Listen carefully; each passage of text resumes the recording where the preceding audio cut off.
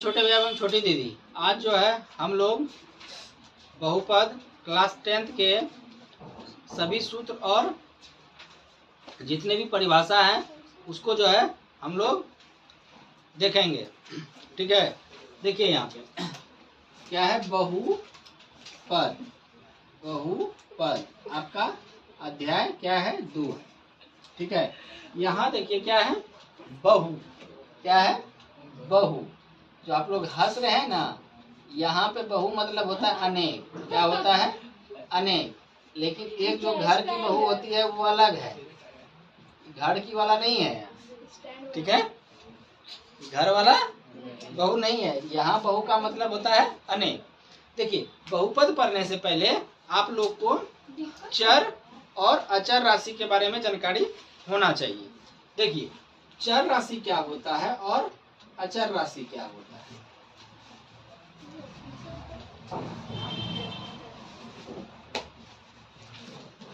ठीक है, देखिए, चर राशि होता है, चर राशि होता है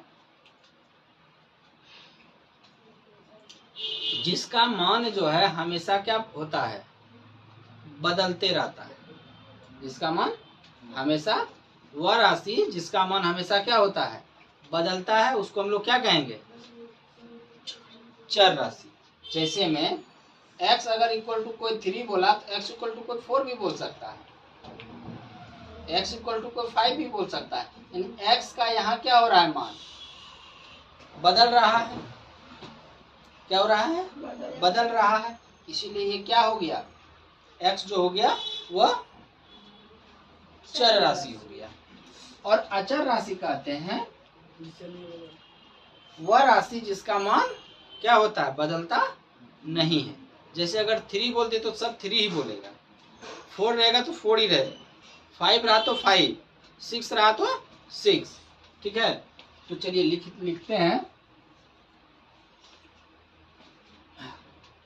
वह राशि जिसका मान हमेशा बदलता है उसे क्या कहते हैं, चर राशि कहते हैं। क्या कहते हैं, चर राशि कहते हैं। ठीक है, अगर हम जैसे में देखें, जैसे में x हो गया, y हो गया, z हो गया, t हो गया, w हो गया, etc। ठीक है, और अचर राशि में क्या होता है, वह राशि जिसका मान स्थिर रहता है,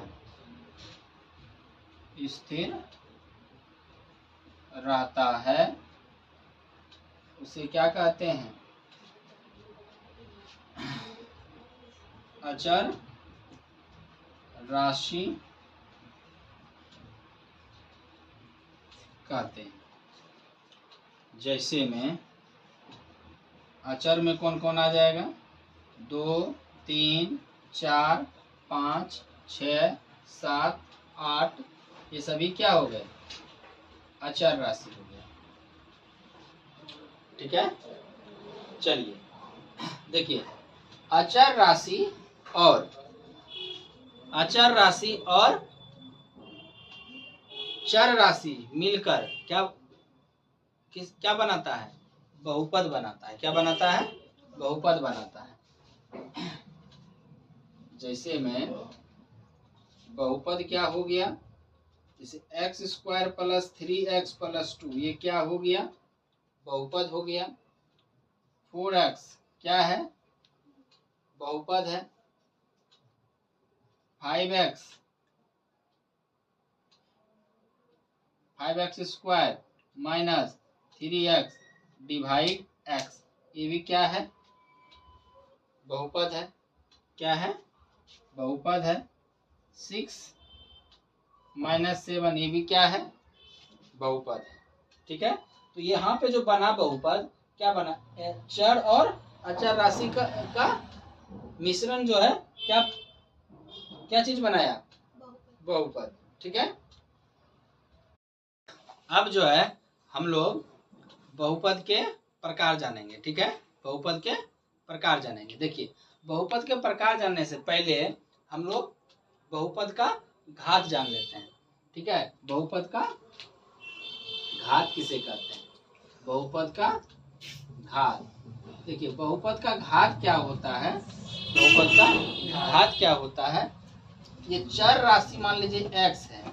ठीक है, बहुपद के एग्जांपल से लेते हैं, x² प्लस 4x प्लस 5। ठीक है, एक हमने बहुपद लिया x³ प्लस 4x² प्लस 3, और एक बहुपद लिया x पे पावर 4x प्लस 5। ठीक है, ये जो x जो है चर राशि है। क्या है? चर राशि है। चर राशि का सबसे अधिकतम मान क्या कहलाता है? बहुपद का घात कहलाता है। तो इसमें चर राशि का सबसे अधिकतम मान कितना है? 2 है। तो इसका बहुपद का घात कितना होगा? 2 होगा। इस बहुपद का घात कितना होगा? 3 होगा। और इस बहुपद का घात कितना होगा? 4 होगा। ठीक है, अब जो है बहुपद के प्रकार। बहुपद के प्रकार, तो बहुपद 2 प्रकार के होते हैं। ठीक है, पहला पद के अनुसार। कितने? पद के अनुसार। और दूसरा जो होता है वह घात के अनुसार। घात के अनुसार। ठीक है, घात के अनुसार। तो सबसे पहले हम जो है पहला जानेंगे, पहला पद के अनुसार। पद के अनुसार, पद के अनुसार में होता है एकी पदी, द्विपदी और त्रिपदी। ठीक है, एक पद उसको कहेंगे जिस बहुपद में एक पद हो उसको एकी पदी, 2 पद रहेगा द्विपदी या द्विपद भी बोलते हैं उसको, 3 रहेगा त्रिपदी या त्रिपद। ठीक है, चलिए एक एक करके हम इसको देखते हैं। यहाँ पे एक पदी। ठीक है, जिस बहुपद में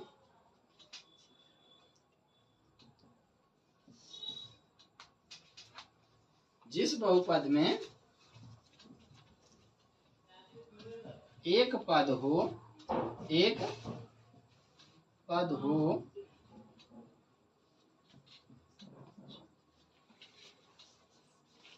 उसे एक पदी यानी मोनोमियल बोलते हैं। क्या बोलते हैं? मोनोमियल कहते हैं। ठीक है, चलिए जैसे में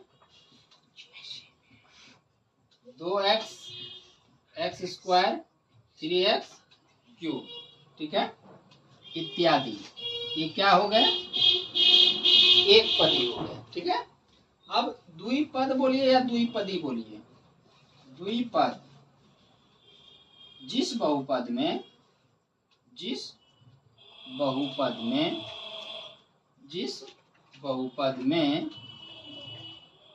2 पद हो उसे द्विपद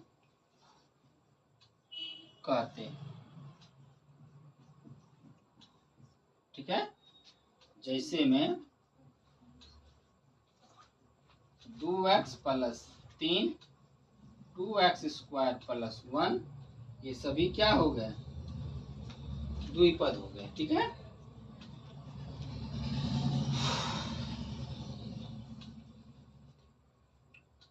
त्रिपद जो है, त्रिपदी या त्रिपद जिस बहुपद में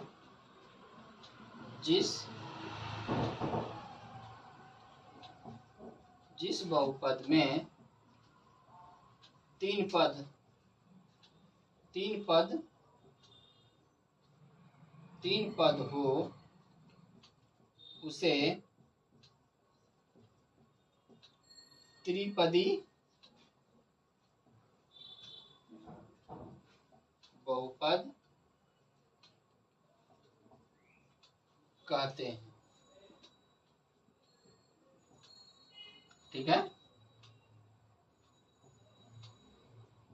जैसे में 3x² plus 4x plus 6x² plus 7x plus 10 etc.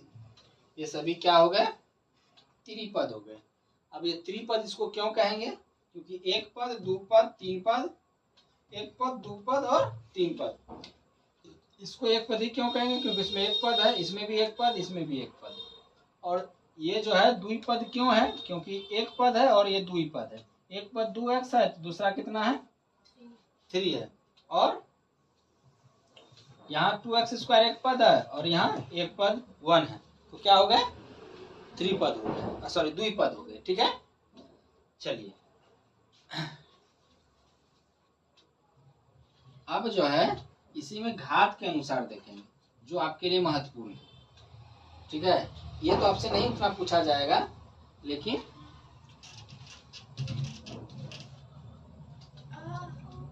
ठीक है, लेकिन आपको जो है घात के अनुसार क्या होगा पूछा जाएगा। ठीक है, तो हम लोग जानेंगे घात के अनुसार क्या है। ये बहुत आप लोग के लिए जरूरी है। घात के अनुसार क्या है? घात के अनुसार पहला याद रखिएगा रैखिक बहुपद। कौन सा? रैखिक बहुपद। तो रैखिक बहुपद को हम लोग बोलते हैं क्या? Linear polynomial. क्या बोलते हैं? Linear polynomial. तो लीनियर पोलिनोमियल जो होता है, याद रखिएगा, जिस बहुपद में एक घात हो उसको क्या बोलेंगे? रैखिक बहुपद। एक होगा आपको द्विघात बहुपद। जिस बहुपद में दो घात हो उसको द्विघात बहुपद यानी क्वाड्रेटिक पोलिनोमियल कहते हैं।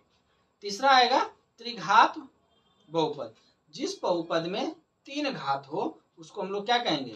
त्रिघात बहुपद कहेंगे। ठीक है, चलिए एक एक करके हम यहाँ पे लिखते हैं। जिस बहुपद में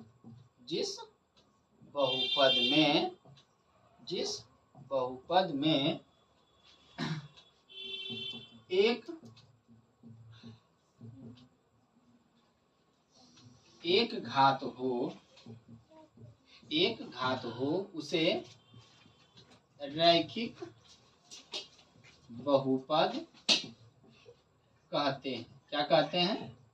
रैखिक बहुपद कहते हैं। ठीक है, तो इसका एक समान रूप होता है। क्या होता है? समान रूप। अब देखिए समान रूप क्या होता है। यहाँ पे ax प्लस बी,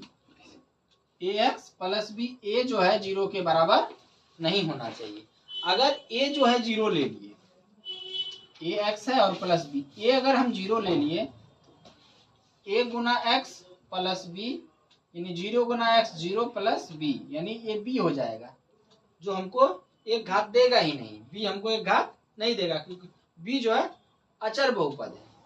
क्या है? और अचर बहुपद का घात कितना होता है? 0 होता है। हमेशा याद रखिए, अचर घात का बहुपद 0 होता है। लेकिन हमको यहाँ पे रैखिक में चाहिए, तो रैखिक में एक घात होना चाहिए। इसीलिए यहाँ पे लिखे हैं a जो है 0 के बराबर नहीं होना चाहिए। ये हमेशा समान रूप याद रखिएगा आप लोग। अगर हम इसकी उदाहरण की बात करें तो 2x 3x 4x etc. ये सभी क्या हो गए? सभी में एक एक घात है। कितना कितना घात है? एक एक, इसीलिए इसको रैखिक बहुपद कहेंगे। ठीक है, दूसरा द्विघात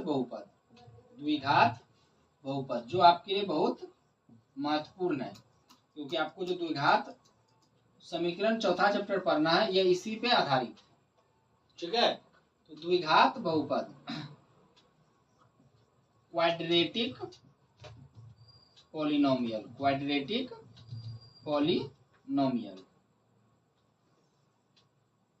ठीक है, लिखिएगा जिस जिस बहुपद का या जिस बहुपद में या जिस बहुपद का घात 2 हो उसे द्विघात बहुपद कहा जाता है। ठीक है, अगर हम इसकी सामान्य रूप की बात करें, इसकी सामान्य रूप की बात करें तो ax² plus bx plus c और a जो है 0 के बराबर नहीं है। ये हमेशा याद रखिएगा आप कि द्विघात बहुपद का सामान्य रूप क्या होता है, ax² plus bx plus c। ठीक है, ये हमेशा याद रखिएगा इसका सामान्य रूप, आगे चल के आपको इसका हर जगह काम आने वाला है। जैसे में x² plus 7x plus 10, 2x² plus 3x plus 4, ये etc। यहाँ पे एक के जगह 1 है, b के जगह कितना है 7 है और c के जगह 10 है। एक से एक यहाँ पे छिपा हुआ है, क्योंकि एक से किसी भी संख्या में गुना करते हैं तो वही आता है। यहाँ a के जगह 2 है, b के जगह 3 है और c के जगह 4 है। एक जो आपको महत्वपूर्ण आ जाता है, ये तो महत्वपूर्ण है ही, एक आपका आ जाता है त्रिघात। क्या आता है, त्रिघात बहुपद। अब इसको हम लोग बोलते हैं क्यूबिक पोलिनोमियल। कौन सा, क्यूबिक पोलिनोमियल। ठीक है, क्यूबिक पोलिनोमियल। तो देखिएगा, इस त्रि मतलब 3 घात तो जान ही गए, यानी जिस बहुपद में 3 घात होगा उसको क्या बोलेंगे, त्रिघात बहुपद बोलेंगे। लिखिएगा, जिस बहुपद में या जिस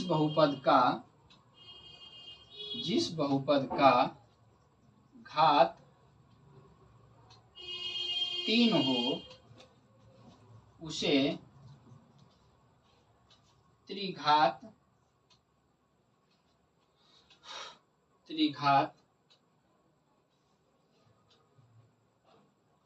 बहुपद कहते हैं। ठीक है, ठीक ना। अगर इसका समान रूप की हम बात करें, समान रूप की बात करें तो ax² सॉरी 3 घात ना, ax³ plus bx² plus cx plus d, a जो है 0 के बराबर नहीं होना चाहिए। ये आपका समान रूप हो गया। ठीक है,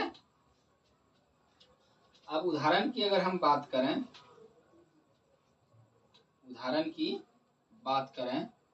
तो 3x³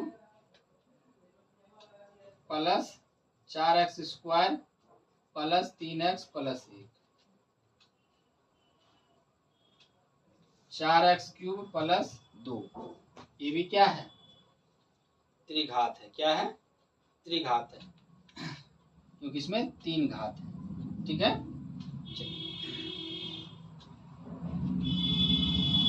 तो हमने जाना क्या कि पद के अनुसार 3 बहुपद कौन कौन, एकी पदी, द्विपदी और त्रिपदी।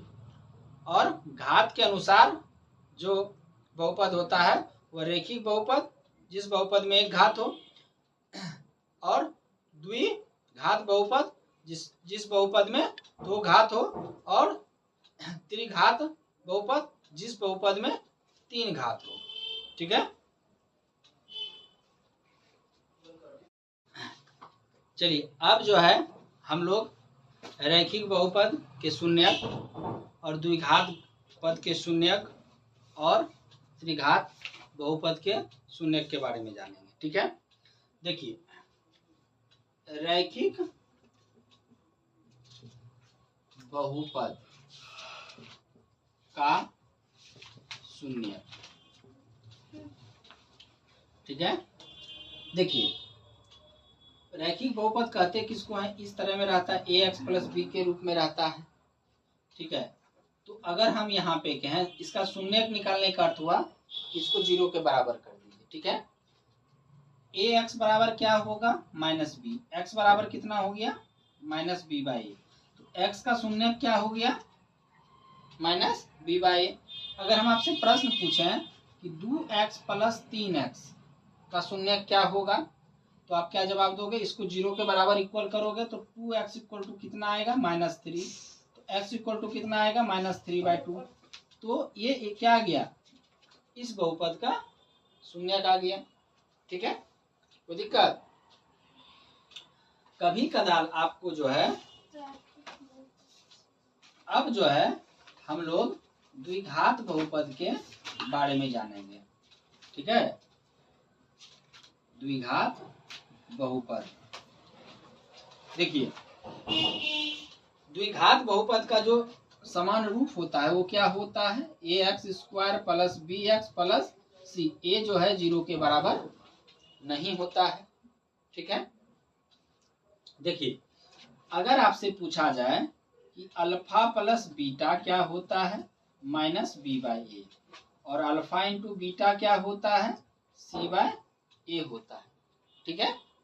अल्फा प्लस बीटा क्या है, शून्यकों का योगफल, क्या है शून्यकों का योगफल है, क्या है शून्यकों का योगफल, और ये क्या है शून्यकों का गुणनफल, ठीक है।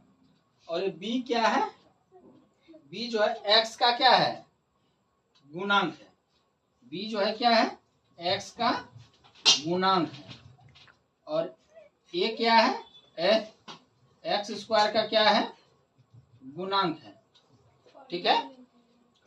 c जो है यहाँ पे क्या है अचर पद है, क्या है अचर है। a क्या है एक्स स्क्वायर का गुणांक। देखिए बहुत से बच्चे को जो है गुणांक समझ में नहीं आ रहा होगा, तो देखिए एक्स स्क्वायर में जिससे गुना हो उसका वो गुणक होता है, गुणांक होता है। जैसे में एक्स स्क्वायर का गुणक एक्स स्क्वायर में किससे गुना है ए से, तो एक्स स्क्वायर का गुणक क्या हो गया ए। अगर हम यहाँ पूछे एक्स का गुणांक क्या होगा ए होगा, यहाँ पे एक्स का गुणांक पूछा तो क्या बोलिएगा 2, समझ में आया गुणांक। अगर हम आपसे पूछें ये 2x square plus 3x plus 4 है, अगर हम पूछें एक्स स्क्वायर का गुणांक क्या होगा तो आप क्या जवाब दोगे, एक्स स्क्वायर में किससे गुना है 2 से, तो एक्स स्क्वायर का गुणांक 2 हो गया। अगर एक्स का गुणांक हम पूछें तो आप क्या जवाब दोगे 3, समझ में आई। चलिए अब जो है आप हमेशा याद रखिएगा, अगर आपसे कोई पूछे शून्यकों का योगफल अल्फा प्लस बीटा क्या होता है minus B bye a, alpha into beta क्या होता है सी बाय ए। अगर आपसे कोई पूछ दे द्विघात बहुपद का सूत्र बताइए, द्विघात बहुपद का सूत्र बताइए, तो आप क्या जवाब दीजिएगा, तो हमेशा याद रखिएगा ये पूछा जाता है x square minus alpha plus beta x plus alpha into beta, ये याद रखिएगा। कौन सा द्विघात बहुपद का सूत्र, द्विघात बहुपद का सूत्र क्या होता है x square minus alpha plus beta x plus alpha into beta. Clear है। चलिए आगे देखिएगा, त्रिघात बहुपद क्या है, त्रिघात बहुपद। देखिए पहले सबसे पहले देखिए त्रिघात बहुपद का रूप कैसा होता है, रूप होता है ए x cube plus B x square plus c x plus d, और ए जो है 0 के बराबर नहीं होता है। क्या होता है ए x cube plus B x square plus c x plus d जो होता है ये क्या होता है त्रिघात का रूप होता है। क्या होता है त्रिघात का रूप होता है। तो इसमें अगर आपसे पूछा जाए alpha plus beta plus gamma तो क्या होता है माइनस बी बाय ए होता है। Alpha plus beta, beta plus gamma और अल्फा इंटू गामा क्या होता है, सी बाय ए होता है। Alpha into beta into gamma क्या होता है, माइनस डी बाय ए होता है।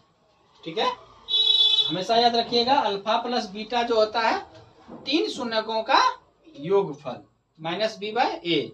यहाँ पे क्या है, दो गुणांक का गुणनफल यानी दो शून्यकों का गुणनफल का योग।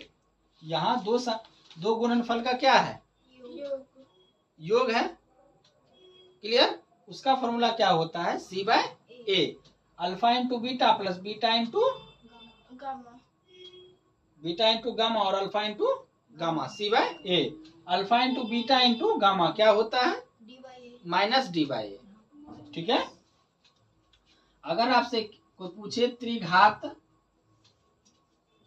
बहुपद का सूत्र, ठीक है, सूत्र देखिए ये जो है आपके बुक में बीटीबीसी में जो है मेंशन नहीं कहीं किया है, लेकिन आपका जो ऐच्छिक वाला है, ऐच्छिक 2.4 जो प्रश्नावली है उसमें इसका जिक्र है, उसमें क्वेश्चन बनाना है इस पे आधारित। लेकिन नीचे लिखा हुआ है ये प्रश्नावली परीक्षा की दृष्टि से नहीं है, लेकिन अब जो है उससे भी क्वेश्चन आता है। ठीक है, तो इसका सूत्र होगा, याद रखिएगा, x cube minus alpha plus beta plus gamma x square plus alpha into beta, beta into gamma plus gamma into alpha x minus alpha into beta into gamma. ये जो है त्रिघात बहुपद का सूत्र है, याद रखिएगा। त्रिघात बहुपद का सूत्र कौन सा, x cube minus alpha plus beta gamma x square plus alpha into beta plus beta into gamma plus alpha gamma into alpha x minus alpha into beta. ये त्रिघात का सूत्र याद रखिएगा। और द्विघात सूत्र, द्विघात बहुपद का भी सूत्र याद रखिएगा, x square minus alpha plus beta x plus alpha into beta. ठीक है, देखिए सारे को जो है जितने भी बहुपद में सूत्र थे और कॉन्सेप्ट थे हम आपको बता चुके हैं। एक कॉन्सेप्ट और देख लेते हैं थोड़ा सा। अगर आपको इस तरह का ग्राफ में दिया रहे, कभी इस तरह का ग्राफ दिया रहे, ठीक है, ऐसे दिया रहेगा, ऐसे दिया रहेगा, ठीक है, इसको तो पता है एक्स कहते हैं, इसको x dash y y dash, ठीक है, ये एक्स डैश, ये एक्स, ये वाई वाई डैश, ठीक है। इसमें आपसे कहा जाएगा कि ये आपको चित्र दिया हुआ रहेगा, कहेगा शून्य कितना है, तो एक्स एक्सिस को कितना बार ये कट कर रहा है, एक जगह यहाँ कर रहा है, एक जगह यहाँ कर रहा है, एक जगह यहाँ कर रहा है, ठीक है, तो इसका शून्य कितना होगा, 3 होगा। यानी एक्स को जितना बार वो कट करेगा वही उतना ही क्या होगा, शून्य होगा, ठीक है। हाँ, एक्स अक्ष को जितना बार कट करे, तो ये वाला जो है एक्स अक्ष को एक के बार कट किया है, इसका शून्य कितना होगा, 1। ये कितना बार कट किया है, 1 2 3, तो 3 होगा। ये कट किया है क्या, एक्स को कितना बार कट किया है, 1 बार यहाँ कट किया है, तो इसका शून्य कितना होगा, 1, ठीक है। तो ये इससे भी जो है प्रश्न पूछा जाता है, ठीक है। तो एक्स अक्ष को जितना बार कट करेगा वही क्या हो जाएगा, उसका शून्य हो जाएगा, ठीक है, उतना ही क्या हो जाएगा, शून्य हो जाएगा, ठीक है। सारा कॉन्सेप्ट हम बता चुके हैं। आपको जितने भी चीजें हम बताएं वो क्या होना चाहिए, अच्छी तरह से याद होना चाहिए, ठीक है, क्लियर ना।